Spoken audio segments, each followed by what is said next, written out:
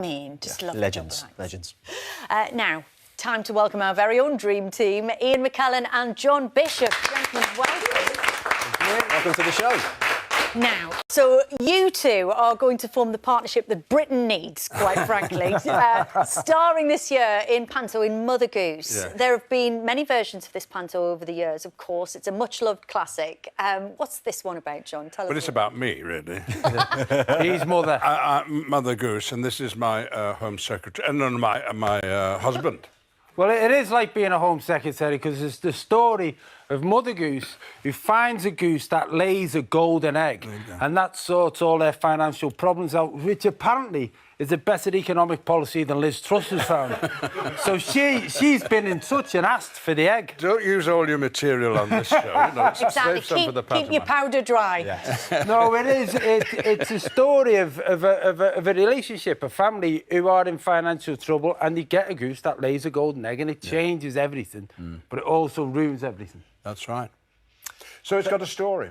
And pantomimes always do have a moral story somewhere in the bottom of it. We're going to bring ours up a bit and there'll be a really good plot because Jonathan Harvey has written the script and he's a great comic playwright, so we're fine. Now, I mean, Ian, a lot of people might be watching this going, world-famous actor, incredible movies, 6 Olivia Awards, a Tony Award.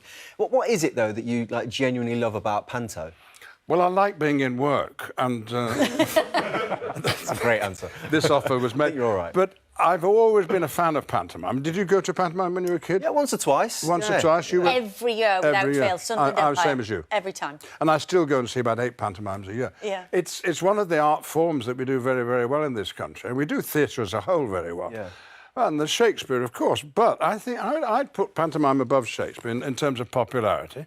And if a kid goes to see a pantomime... and everything it can offer, glamorous scenery and costumes and fun and audience participation. You know, they might be hooked for life, I hope, on the theatre as a whole and want to go back and see other things in the theatre. So that's my main reason for wanting to do it. Yeah, for me growing up, that was all I saw. And also, it's the sort of naughtiness, isn't it? It's that kind of, when you're a kid, you don't get all the jokes, but you know that they're in there. That's the thing. There's one... It's a moment where generations laugh at the same thing, and they don't always know why they're laughing, but they're laughing. And as you said at the introduction, we need that now. It's a sense of unadulterated fun. Now, John, as the actress said to the Bishop. Don't use all your material, you said. You too. It's going to be sensational. But is it right, John, that Ian persuaded you to take this role? Yeah, I got asked would I be interested to do it, and you know, obviously as a comedian, people say, would you do a panto and all that stuff, and I've done one in the past, but it's been a long time. And so I was invited to Ian's for lunch to meet Jonathan, the writer, and Cal, the director. And you're at Ian's McKellen's house having lunch, and he says, do you want to do this with me? And I went, yeah.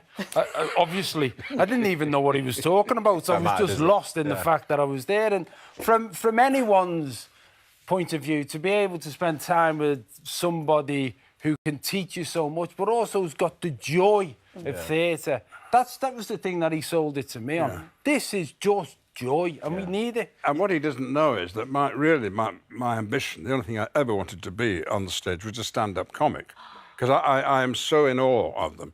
Wow. Not Morecambe and Wise, Jewel and Morris, you won't remember them. Jimmy Jewel and Ben Morris, great double act. I saw them in pantomime in Babes in the Wood in Manchester in 1948, something like that. But that's always what I've wanted to do. And so... All right. Working with him... It's going to be a bit of both. It's much more of a thrill, I think, than you working with me. And I've always wanted to be a wizard. It's a dream come true all round. Brilliant. John, you mentioned about audience participation. Obviously, in pantos, it's huge. But, you know, when you're kind of going through rehearsals, that's not going to be there. Kind of what impact does that have on rehearsal? Can it be awkward? Well, we haven't started yet. You don't know about rehearsals, do you? Because you just go on and do it. Yeah, I've never been in a rehearsal process. So for me, this is a whole new experience to be with different cast members, and I've met some of the cast and they're fantastic, and there's singing, there's dancing, there's everything that I've never experienced before. And learning lines, I've never had to do that before.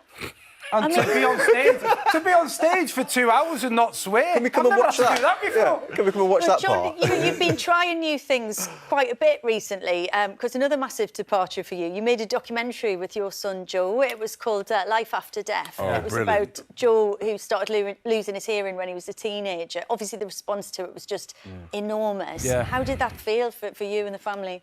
It was difficult, to be honest, because when we started it, we didn't know what the response was going to be. And also, when I saw it in the edits, there was interviews with Joe and interviews with my wife, Melanie, and interviews with me. And it was clear in all those interviews we were talking about stuff we'd never spoke to each other about. Wow. And so to see it in that environment and then to see how the journey that we went on, all of us, it was good. And also to get connected with the deaf community.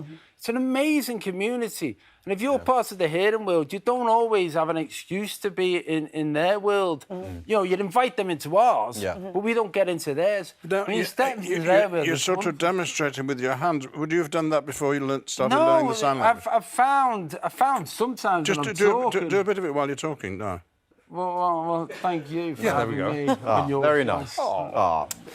That's it. But it's also something that I think we as a community need to embrace, and it's something within the panto that we're looking to do to make sure that there's some part of the show that has BSL in it. Oh, Totally absolutely. agree. You see a lot of Totally gigs agree. now as well. Yeah, Fantastic. thank you to you both. And you can see Ian and John in Mother Goose, the nation's panto, from December. Next to a TV institution, Mastermind, which celebrated its golden anniversary last month. Well, to mark this milestone, Michelle Ackley has turned the tables. Fred Houseco, what an absolute hero. So, John, you appeared on Celebrity Mastermind, I think, and your specialist subject was the Irish potato famine. That sounds like a tough one. It was a tough one. I wanted Liverpool Football Club. He said, you can't have that. I said, Elvis. He said, you can't have that. And I heard a voice say the Irish potato famine, of which I know nothing. And he said, oh, you can have that. Apparently, no one's ever picked it. Oh, There you this are, is look. an anxiety Oh, dream, love it. isn't it? Yeah, look at me. The seriousness. Yeah. You look like you had 16 points there. That could have been I've got worse. seconds. Oh. I've been there for a month. Yeah. Ian, I heard you like a pub quiz as well yourself. Is that true? Yes, I do. On a Monday, I go to the Grapes, just next door to where I live, and with a group of friends, and I'm useless. Actually, for a time, I was the quiz master for a whole year. Oh, that's a good Oh, role. yeah. It ruined my year, really, because I had to put aside a day to think up the 40 questions and all that. And one day the management said, no, we've had enough of you, we're going to get some professionals in. I don't understand half the questions, you know. I don't know who they're referring to. And so I go for the fish and chips, basically. Oh, it's a great shout. In it for the snacks. I mean, that's off. I'd be useless on Mastermind. Absolutely useless. Do Shakespeare, you could do that. No, because that's part... You can't do anything to do with what you do for a living, can you? I could do panto. For charity, I think you can. For charity, I think you You can. mean I could have just told jokes? Ian, I sort of feel like at this point you can do anything you want, can't Exactly. you? If you're like, oh, come Definitely. on, You Ian. know what? That's a real valid point. Like, he could do anything that he wants, and he's chose to do this, which is chose to get into a panto, chose to have joy, chose to go around different theatres. It's a great testament to him that he's committed 6 months of his life to this. And aren't the audience lucky? They can get in to see us very cheaply. Yeah. But we have to. We have to tell you that because, you know, Yeah. with the state of things now, people are saying, no, we can't go to pantomime this year. Yes, you can. Okay. You can get in very cheaply. And particularly when we're on the road, you know, we're down into the teens.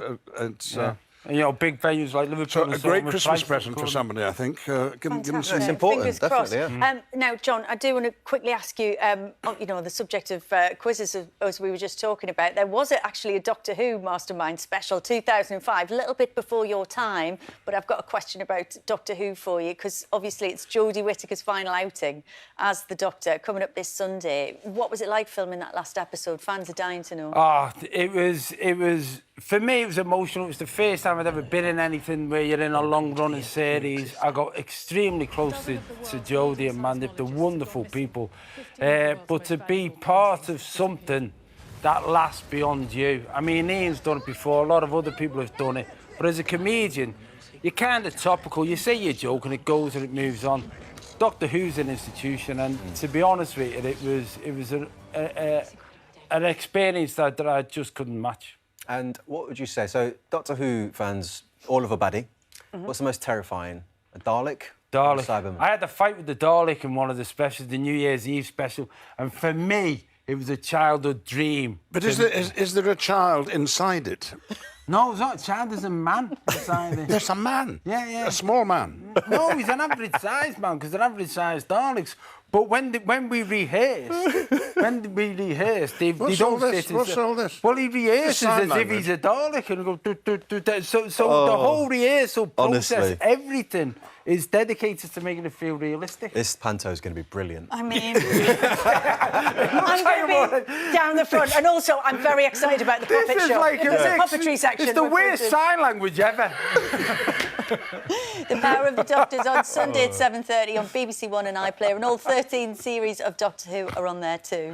Time for some quick messages. Carmel and Mo say, we love John so much, he makes us laugh. What a brilliant comedian. Anne from Orpington says, in 1967, I was privileged to see Sir Ian in Richard II in Leeds. I was 13, and it started a lifelong love of both you and Shakespeare. I remember that week in Exactly Leeds. what you were saying. Oh. Brilliant. Fantastic. That's all we've got time for this evening. Thank you so much to Ian and John for their company. Yes, Alex and Ronan will be here tomorrow. They'll be joined by